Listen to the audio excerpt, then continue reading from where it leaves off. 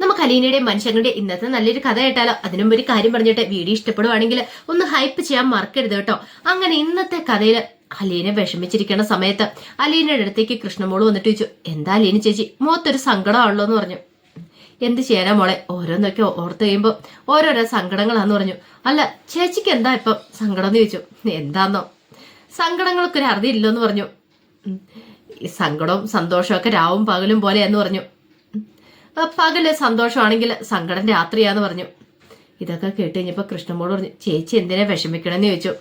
അലീന പറഞ്ഞു, അല്ല ഈ കുടുംബത്തിൽ ഇത്രയും പ്രശ്നങ്ങളൊക്കെ ഒരു പക്ഷെ ഞാനും കൂടെ കാരണമാണല്ലോ എന്ന് എനിക്കൊരു ചിന്തയുണ്ടെന്ന് പറഞ്ഞു.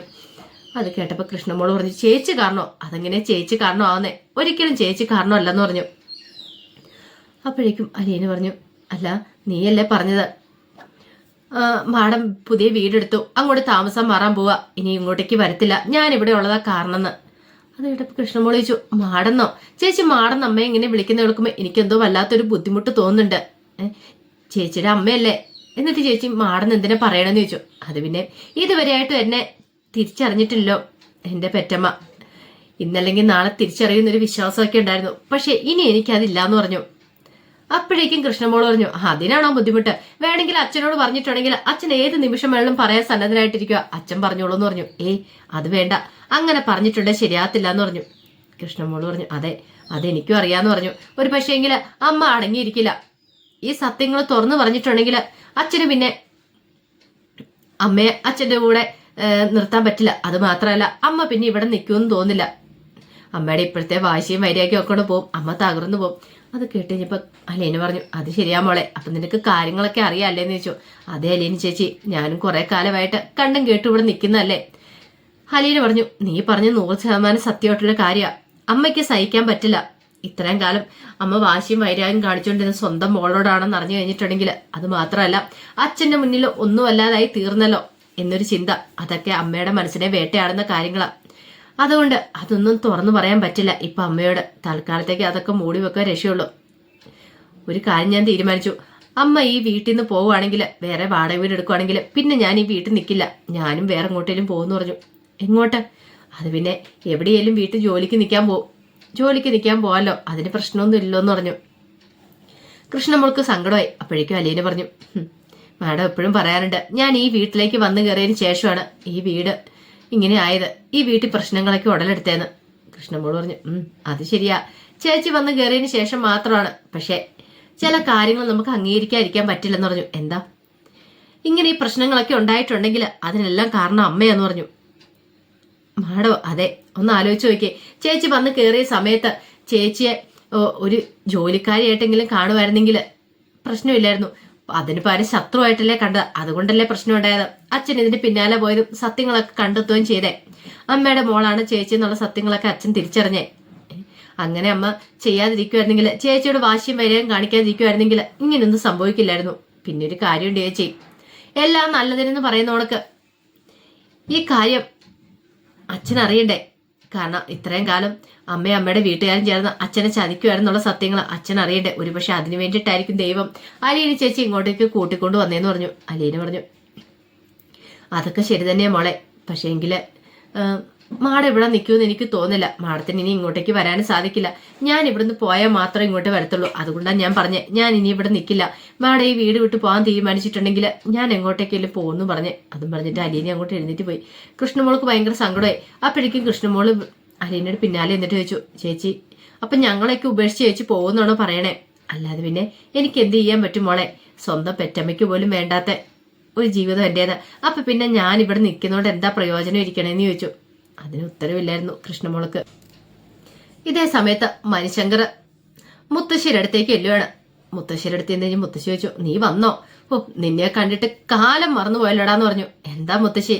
അല്ല കാണാൻ പോലും ഇല്ലോ. അത് പിന്നെ ഓരോ കാര്യത്തിനായിട്ടൊക്കെ ഇങ്ങനെ നടക്കുമല്ലേന്ന് ചോദിച്ചു. എടാ ഹരിയുടെ കാര്യം എന്തായി? വല്ല വിവരം അറിയാവോ? ഞാൻ ഇവിടെ കിടക്കുന്നല്ലാതെ എന്നോട് ആരും ഒന്നും പറയാറില്ല. കമല കുറച്ച് ആഹാരം കൊണ്ടു തരും, അത് കഴിച്ചിട്ട് വേണം ഇവിടെ കിടന്നോണം. അവളുടെ വിചാരം ആഹാരം കൊണ്ടു തന്ന എല്ലാം വായന. ഈ വീട്ടിലെ കാര്യങ്ങളെ കുറിച്ച് ആരും എന്നോടൊന്നും സംസാരിക്കാറ് പോലും ഇല്ലെന്ന് പറഞ്ഞു.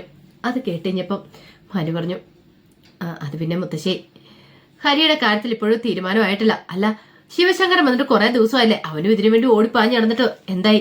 ജാമ്യമൊന്നും കിട്ടത്തില്ലേന്ന് ചോദിച്ചു. ജാമ്യം കിട്ടാന്ന് പറഞ്ഞാൽ അത്ര എളുപ്പമുള്ള കാര്യമല്ല. ഇത് തേങ്ങാഭക്ഷണം അങ്ങനത്തെ കാര്യങ്ങളൊന്നും അല്ലല്ലോ, പീഡനമല്ലേ മുത്തശ്ശി എന്ന് പറഞ്ഞു.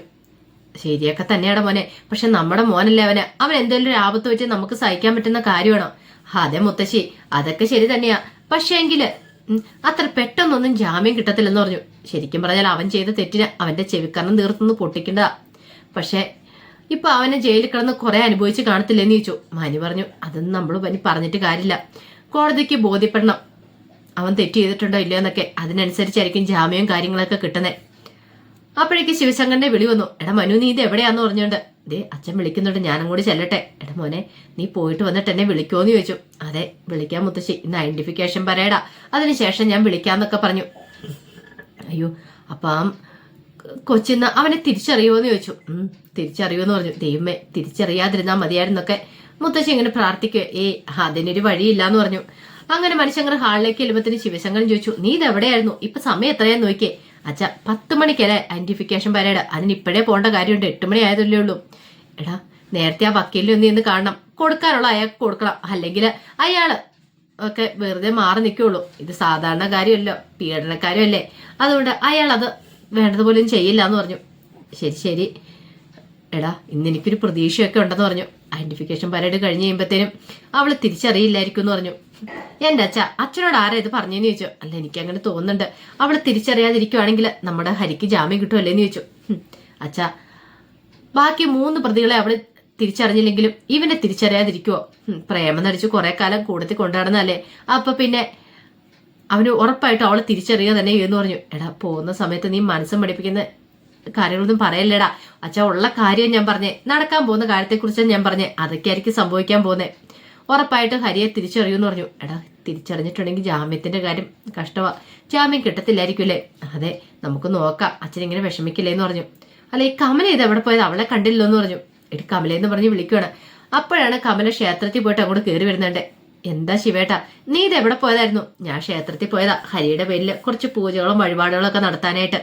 അപ്പോഴേക്കും മനു പറഞ്ഞു, അതിന്റെ ആവശ്യം ഉണ്ടായിരുന്നു അമ്മേ, എന്തിനാ വെറുതെ ദൈവങ്ങളെ കൂടെ ബുദ്ധിമുട്ടിപ്പിക്കണമെന്ന് ചോദിച്ചു. എടാ നീ ദൈവത്തെ വെല്ലുവിളിക്കണോ? ദൈവത്തെ വെല്ലുവിളിച്ചല്ല, ഹരി ചെയ്ത തെറ്റിന്റെ പേരില് ഇനിയിപ്പൊ ദൈവത്തോട് പോയി പ്രാർത്ഥിച്ചിട്ടൊന്നും ഒരു കാര്യമില്ലെന്ന് പറഞ്ഞു. അത് കേട്ട് കഴിഞ്ഞപ്പം കമലോട് നിനക്കതൊക്കെ പറയാം, എനിക്കിപ്പോ ഏക ആശ്രയം ദൈവങ്ങളാ. അവരുടെ അടുത്ത് പോയി എന്റെ പരാതികളും പരിഭവങ്ങളും ഒക്കെ ഞാൻ പറയും, എന്റെ സങ്കടങ്ങളൊക്കെ പറയും. ദൈവം സഹായിക്കും തന്നെ ഞാൻ വിചാരിച്ചുകൊണ്ടിരിക്കുന്നേ.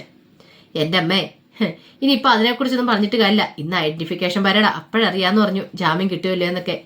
ഐഡന്റിഫിക്കേഷൻ പരേഡോ? അതെന്താടാ?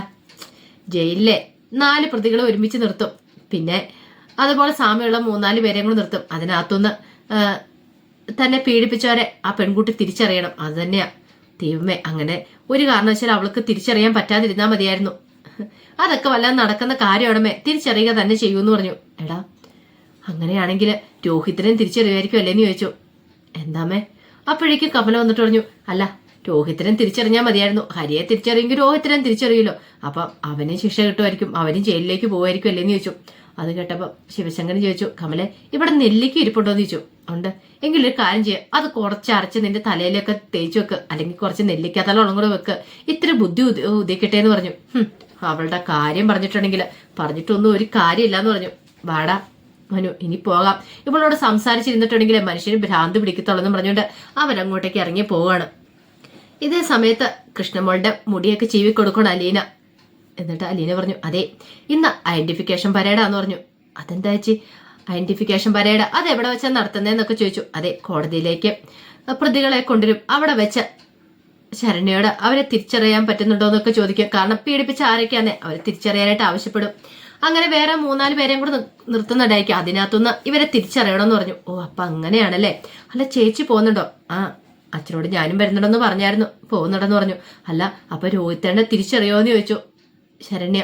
അതൊന്നും അറിയില്ല, ഒരു പക്ഷേ എങ്കില് അവള് തിരിച്ചറിയുമല്ലോ എന്ന് ഇന്ന് നമുക്കറിയാൻ സാധിച്ചേക്കുമെന്ന് പറഞ്ഞു. അല്ല ഇനിയിപ്പൊ തിരിച്ചറിയും, അങ്ങനെ എന്തെങ്കിലും രോഹിത്തേണ്ട എതിരായിട്ട് എന്തെങ്കിലും പറയുമോന്ന് ചോദിച്ചു. നമുക്ക് നോക്കാം, നീ വിഷമിക്കണ്ട ചേച്ചി, എന്തെങ്കിലും ഉണ്ടെ മെസ്സേജ് അയക്കണേ, കഴിഞ്ഞ് കഴിയുമ്പോൾ ഇതിന്റെ റിസൾട്ട് അറിഞ്ഞു കഴിയുമ്പോൾ എനിക്ക് നല്ല ടെൻഷൻ ഉണ്ടെന്ന് പറഞ്ഞു. മോള് ടെൻഷൻ ഒന്നും അടിക്കേണ്ട, ധൈര്യമായിട്ട് പോയിക്കോളാൻ പറഞ്ഞു. അങ്ങനെ കൃഷ്ണമോളെ അങ്ങോട്ട് പറഞ്ഞു വിട്ടു. ഇത്തിരി കഴിഞ്ഞപ്പോൾ ബാലേന്ദ്രന് റെഡിയായിട്ട് അങ്ങോട്ട് വരുവാണ് കോടതിയിൽ പോകാനായിട്ട്. അപ്പോഴേക്കും അലീന വന്നിട്ട് പറഞ്ഞു, അച്ഛാ ഒരു 10 മിനിറ്റ് ഇപ്പൊ തന്നെ ഞാൻ റെഡിയായിട്ട് വരാന്ന് പറഞ്ഞു. നീ വരണമെന്നില്ലാന്ന് പറഞ്ഞു. അതെന്താ? പുറത്തുനിന്നുള്ളവരെ ആരെ അകത്തേക്ക് കയറ്റത്തില്ല, അറിയാലോ.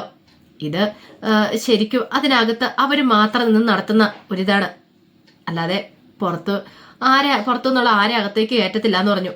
അല്ല, നമ്മള് കക്ഷികളല്ലേ, അപ്പൊ നമുക്കകത്ത് പ്രവേശനം ഇല്ലെന്ന് ചോദിച്ചു. ഇല്ല, നമ്മളെ ഒന്നും കയറ്റത്തില്ല എന്ന് പറഞ്ഞു. അതുപോലെ ആയിരിക്കും ഈ ഐഡന്റിഫിക്കേഷൻ പരേഡ് നടത്തുന്നതെന്ന് പറഞ്ഞു. വരുന്നവർക്കൊക്കെ കോടതി വളപ്പിന് പുറത്ത് നിൽക്കാനേ പറ്റുള്ളൂ.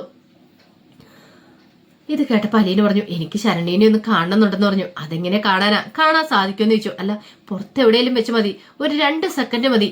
അതിന് അവള് നിന്നെ കാണുന്നില്ല. എനിക്ക് അവളെ കാണണം വെച്ചാ പക്ഷെ ഒരു 2 സെക്കൻഡ് അവളെ എനിക്ക് നോക്കാൻ പറ്റുവാണെങ്കിൽ എനിക്കറിയാം അവളെ കൊണ്ട് സത്യം പറയിക്കാനായിട്ട് അവൾ സത്യം പറയുമെന്ന് എനിക്ക് ഉറപ്പുണ്ടെന്ന് പറഞ്ഞു. ഇതെല്ലാം കേട്ട് ഞാൻ ബാലേന്ദ്രൻ പറഞ്ഞു, അങ്ങനെ നിനക്ക് കുറച്ച് വിശ്വാസം ഉണ്ടൊരു കാര്യം ചെയ്യാം, നീ പോരാൻ പറഞ്ഞു. അങ്ങനെ അലീന റെഡിയായിട്ട് വന്നു. ഈ സമയത്ത് ബാലേന്ദ്രൻ ബബിതയെ വിളിച്ചിട്ട് പറഞ്ഞു, ഞങ്ങൾ കോടതിയിലേക്ക് പോവാ. എപ്പോ വരുവ വെച്ചാ അതൊന്നും പറയാൻ പറ്റില്ല, ചിലപ്പോ പെട്ടെന്ന് വരും, ചിലപ്പോ ലേറ്റ് ആയിട്ടോ വരത്തുള്ളൂ. കഥയൊക്കെ അടച്ചു പൂട്ടി കുറ്റിയിട്ടിരുന്നോളെന്നൊക്കെ പറഞ്ഞു. അങ്ങനെ കാര്യങ്ങളൊക്കെ പറഞ്ഞ് ഏൽപ്പിച്ചിട്ട് അവരങ്ങോട്ടേക്ക് ഇറങ്ങി പോവുകയാണ് കോടതിയിലേക്ക്. അപ്പൊ അതിന്റെ വിശേഷങ്ങളൊക്കെ നമ്മൾ കാണുന്നത്. ഇതിന്റെ ബാക്കി വിശേഷങ്ങളുമായിട്ട് വൈകുന്നേരത്തെ പ്രമോയി വരാട്ടോ. അതിനുമ്പ് ഒരു കാര്യം പറഞ്ഞോട്ടെ, ആദ്യമായി കാണുന്നവരാണെങ്കിൽ സബ്സ്ക്രൈബ് ചെയ്യാൻ മറക്കരുത് കേട്ടോ. ഒരിക്കൽ കൂടി എല്ലാവർക്കും ശുഭദിനം നേർന്നോട് നിർത്തുന്നു.